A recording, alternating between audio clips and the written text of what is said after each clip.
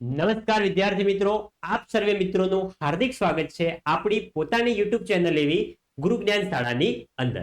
વિદ્યાર્થી મિત્રો, આજના વિડીયોની અંદર આજે આપણે ધોરણ 8 વિષય ગુજરાતી વિષયની અંદર સેમેસ્ટર 2 માં જે આપણું સરસ મજાનું 16મું ચેપ્ટર છે જાત્રા ફળી, એ ચેપ્ટરનું સ્વાધ્યાયનું સંપૂર્ણ સોલ્યુશન આજે આપણે આ વિડીયોની અંદર કરવાના છીએ. તો વિડીયોને તમારે મિત્રો છેલ્લે સુધી સ્કીપ કર્યા વગર જોવાનો છે.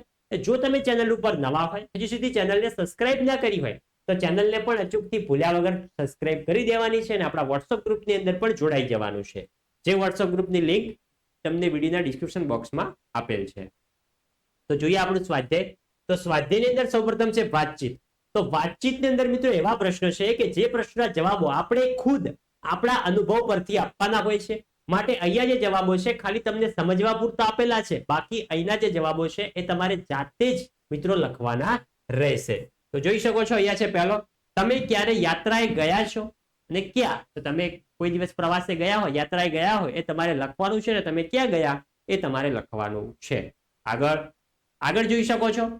બીજો છે કે તમે જાણતા હો તેવા યાત્રાધામોના નામ તમારે જણાવવાના છે. તમે જે જાણતા હોય, તો અહીંયા છે સોમનાથ, ભગવાન દ્વારિકાધીશનું મંદિર, અંબાજી મંદિર, પાવાગઢ મંદિર, અક્ષરધામ મંદિર અને છે છઠ્ઠો ડાકોરના ઠાકોરનું મંદિર.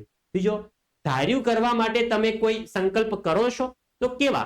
તો મિત્રો તમે કયા કયા સંકલ્પ કર્યા છે એ તમારે અહીંયા લખવાના છે. આગળ ચોથો, તમારે ક્યારે ડોક્ટર પાસે દવા લેવા જવાનું થયું છે, શા માટે. તમે કોઈક દિવસ દવાખાને ગયા હશો, કયા કારણોસર ગયા હતા એ તમારે લખવાનું. પાંચમો, તમને મોજ શોખમાં પૈસા વાપરવા ગમે કે કોઈને મદદરૂપ થવું ગમે. તો સ્વાભાવિક છે, મને મોજ શોખ પાછળ પૈસા વાપરવા કરતા કોઈ જરૂરિયાતમંદને મદદરૂપ થવું ગમે છે. આગળ છે છઠ્ઠો, તમે કોઈની મદદ કરી છે ક્યારે. તમે જિંદગીની અંદર ક્યારે પણ કોઈની મદદ કરી હોય એ તમારે લખવાની છે ને ક્યારે કરી છે એ પણ લખવાનું. સાતમો, જો તમે કોઈને મદદ કરવા ઈચ્છો છો તો તમે કેવી રીતે મદદ કરશો. તો તમે આવી રીતે મદદ કરી શકો કે જો કોઈ મિત્રને અભ્યાસમાં મુશ્કેલી હોય તો જે તે વિષય અંગે હું તેને સમજાવીશ. બીજો, રસ્તા પર કોઈ વૃદ્ધ કે અપંગ વ્યક્તિને રસ્તો ક્રોસ કરવામાં મદદ કરીશ. ત્રીજો, મારા નાના ભાઈ બહેનને તેમનું ગૃહ કાર્ય કરવામાં મદદ કરીશ. ચોથો, કોઈને દુખી જોઉં તો તેમની વાત સાંભળીશ અને હિંમત આપીશ. મને લાગે છે કે નાની નાની મદદથી પણ બીજાને ખૂબ ફરક પડી શકે છે. આગળ બીજો છે કે ઉદાહરણ મુજબ વાક્યોનો અર્થ આપો. તો અહીંયા છે સ્વાત્વનદાયી, તો આવશે સ્વાત્વન આપનાર. અહીંયા છે ફળદાયી, તો આવશે ફળ આપનાર અથવા લાભદાયક. તો અહીંયા મિત્રો આનું વાક્ય પ્રયોગ છે કે મહેનત અને લગ્નથી કરેલું કાર્ય હંમેશા ફળદાયી નીવડે છે. બીજું છે કે દુઃખદાયી, તો મિત્રો શું થશે, દુઃખ આપનાર કે પીડાદાયક. તેનું વાક્ય થશે કે મિત્રોનો વિશ્વાસઘાત એ જીવનનો સૌથી દુઃખદાયી અનુભવ હોય છે. આગળ છે આનંદદાયી, તેમાં છે આનંદ આપનાર, ખુશી આપનાર. તેનું વાક્ય કે વસંત ઋતુમાં ખીલેલા રંગબેરંગી ફૂલો આનંદદાયી દ્રશ્યો સર્જે છે. બીજો છે આપેલા સ્થાનિક ભાષાના શબ્દોને માન્ય ભાષામાં લખીને વાક્ય પ્રયોગ કરવાનો છે. તો અહીંયા છે પાહે. પાહે તો શું થશે, નજીક અને પાસે. તેમાં આપણા પાઠમાં છે કે પાહે આય બે. તેનો મિત્રો શિષ્ટ ભાષાની અંદર શું થશે કે પાસે આવ બેસ. એ મિત્રો આપણું શુદ્ધ ગુજરાતીની અંદર થશે. આગળ જઈએ, નિકર તો થશે નહીતર અને નહીતર. તેનું વાક્ય શું થાય, એનું વાક્ય થઈ જાય તું આય નિકર મારોય. એમાં છે તું આવ નહીતર હું મારીશ. પાંચમો છે પાણા, તો થશે પથ્થર. વાક્ય થશે પાણા એટલા દેવ નહીં. એનું મિત્રો શુદ્ધ ગુજરાતી શું થાય, પથ્થર એટલા દેવ નહીં. આગળ છે સ્ટેશન, તો શું થાય સ્ટેશન. એનું વાક્ય સ્ટેશન હજી દૂર છે. એમાં થશે સ્ટેશન હજી દૂર છે. પછી છે પોગાડ, થશે પહોંચાડ. તો આપણા પાઠનું વાક્ય છે કે મારા પૈયા પોગાડ. એમાં થશે મારા પૈસા પહોંચાડ. આગળ છે ચોથો કે કૌંસમાંથી યોગ્ય શબ્દ પસંદ કરી ખાલી જગ્યા પૂરવાની છે. પહેલો, શિયાળામાં અગ્નિ ખાલી જગ્યા બની જાય છે. તો શિયાળામાં અગ્નિ જે છે મિત્રો હુંફાળો બની જાય છે, આપણને હૂંફ આપતો બની જાય છે. બીજો, દુનિયામાં મોટું દુઃખ ખાલી જગ્યા બાકી તો બંને બધા ચાળા છે. તો દુનિયામાં સૌથી મોટું દુઃખ રોટલાનું, બાકી તો બધા મનના ચાળા છે. આગળ વધીએ. આગળ છે ત્રીજો કે પાનાચંદ ખાલી જગ્યા ઘેર લઈ ગયો અને જંબા પણ બેસાડી દીધો. તો પાનાચંદ પરાણે ઘેર લઈ ગયો અને જંબા પણ બેસાડી દીધો. ચોથો, કાકીમા માટે ખાલી જગ્યા એક જીવતી જાગતી વ્યક્તિ બની ગયા હતા. તો કાકીમા માટે ઠાકોરજી એક જીવતી જાગતી વ્યક્તિ બની ગયા હતા. ઠાકોરજી એટલે કે ભગવાન દ્વારિકાધીશ.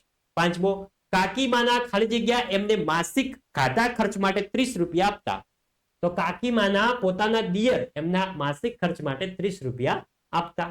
આગળ પાંચમો છે કે આપેલ વાક્ય માટે સાચો વિકલ્પ હોય એની સામે ખરાની નિશાની. તો પહેલો, લેખકે જૂઠનો આશ્રય લઈ ખાવાનું ટાળ્યું. તેમાં આવશે ક કે બીમારીને લીધે ભૂખ નથી લાગતી એવું લેખક પોતાની માને જણાવવા નથી માંગતા. ઓપ્શન નંબર ક જે છે આપણો રાઈટ આન્સર છે. જોઈ શકો છો અહીંયા રાઈટ કરેલ છે. આગળ છે બીજો કે સાંજ પડતા લેખકને ખૂબ થાક લાગતો કેમ કે. તેમાં આવશે બ કે લેખકના શરીરમાં બીમારીએ ઘર કર્યું હતું તેથી. ત્રીજો, કાકીમાની છેલ્લી ઈચ્છા શું હતી? તો ક જાત્રા કરવાની પોતાની છેલ્લી ઈચ્છા એમને હતી.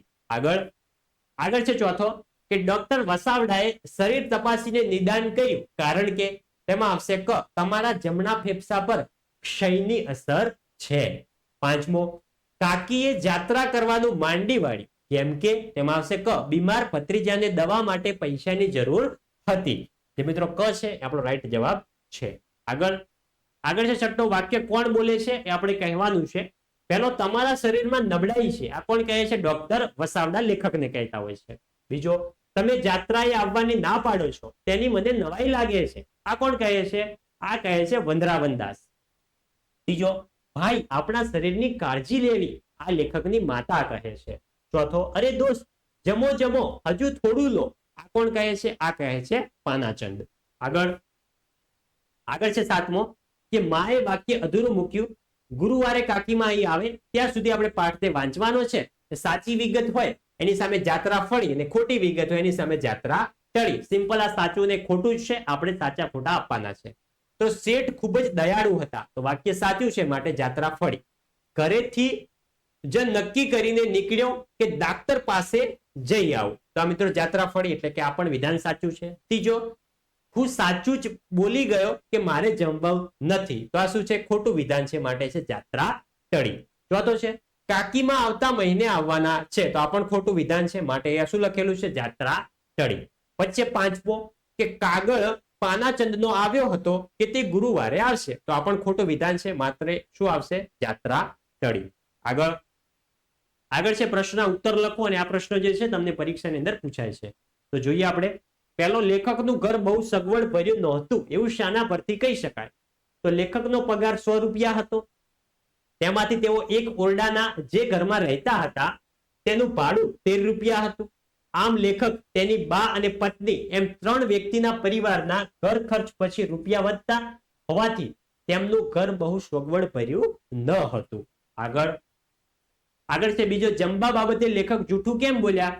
તો બીમારીને કારણે લેખક ખાવાની ના પાડે તો લેખકના બા અને પત્ની કેમ ખાવું નથી એમ પૂછશે. તો બીમારીની વાત જણાવીશ તો તેઓ જીવ બાળશે અને તેમની ભૂખ મરી જવાથી તેઓ બિચારા ખાઈ પણ નહીં શકે તેમ વિચારી લેખક જમવા બાબતે જૂઠું બોલ્યા. ત્રીજો, માએ લેખકને ડાક્ટર વેદને દેખાડવા કહ્યું કારણ કે. તો લેખક થોડા સમયથી સાંજે કામ પરથી આવે ત્યારે તેમનું આખું શરીર ગારા જેવું થઈ જતું, આંખો બળતી, માથું ભારે ભારે લાગતું અને ઘરે આવીને ખાવાની ઈચ્છા ન રહેતી. મોંમાં મોળ આવ્યા કરતી. શરીરમાં થયેલા આ ફેરફાર જોઈને માએ લેખકને ડાક્ટર અથવા વૈદ્યને દેખાડવાનું કહ્યું હતું. આગળ ચોથો, ડોક્ટરની વાત સાંભળી લેખકની આંખોમાં જળજળિયા કેમ આવી ગયા? એનો તમારે જવાબ લખવાનો છે. તો ડોક્ટરે લેખકને જમણા ફેફસામાં ક્ષયની સારી એવી અસર હોવાનું જણાવ્યું, જેની સારવાર માટે 3 મહિનાની રજા લઈને દવા શરૂ કરવાનું કહ્યું. તેની સારવારમાં જોઈ શકો તમે સ્ટ્રેપ્ટોમાઇસિનના 30 ઇન્જેક્શન, બીજી દવા અને સંપૂર્ણ આરામની જરૂર હતી. સારો ખોરાક, સારા હવા પાણી અને આરામ સારવાર માટે ખૂબ અગત્યના હતા. લેખકની પાસે રૂપિયાની પૂરતી સગવડ ન હતી અને એમના શેઠ તેમને 3 મહિના રજા નહીં આપે તેમ વિચારતા તેમની આંખોમાં જળહળિયા આવી ગયા. આગળ છે પાંચમો કે કાકીએ જાત્રા જવાનું કેમ માંડી વાળ્યું? જોઈ શકો છો એનો પણ મિત્રો તમને અહીંયા સંપૂર્ણ જવાબ આપેલો છે, જે તમે વિડીયો સ્ટોપ કરીને સંપૂર્ણ પ્રશ્નનો આન્સર ધ્યાનથી વાંચી લેવાનો છે, પછી તમારા નોટબુકની અંદર સરસ મજાનો લખી લેવાનો છે. આગળ 9મો પાઠમાં આપેલા વાક્યને વિગતે સમજાવો. પહેલો, આપણે ગરીબને તો કાયા એ જ મૂડી છે, એનો આપણે ભાવાર્થ આપવાનો. તો આ વાક્ય એવું સૂચવે છે કે ગરીબ માણસ પાસે ધન સંપત્તિ નથી હોતી, તેની પાસે માત્ર તેનું શરીર જ એકમાત્ર મૂડી એટલે કે પોતાની સંપત્તિ છે. તે પોતાના શરીરના શ્રમથી જ રોજી રોટી કમાય છે. આ વાક્ય ગરીબ વર્ગની વાસ્તવિકતા દર્શાવે છે કે શરીર જ તેની આજીવિકાનું સાધન છે. બીજું છે કે શરીર એકવાર હાથથી જાય પછી કાબુમાં આવતા બહુ વાર લાગે છે. તો જોઈએ, આ વાક્ય એવું સૂચવે છે કે એકવાર સ્વાસ્થ્ય બગડે તો તેને સુધારવામાં ઘણો સમય લાગે છે. શરીરની તંદુરસ્તી જાળવવી સહેલી છે, પણ બગડ્યા પછી સુધારવી ખૂબ જ મુશ્કેલ છે. જોઈ શકો છો.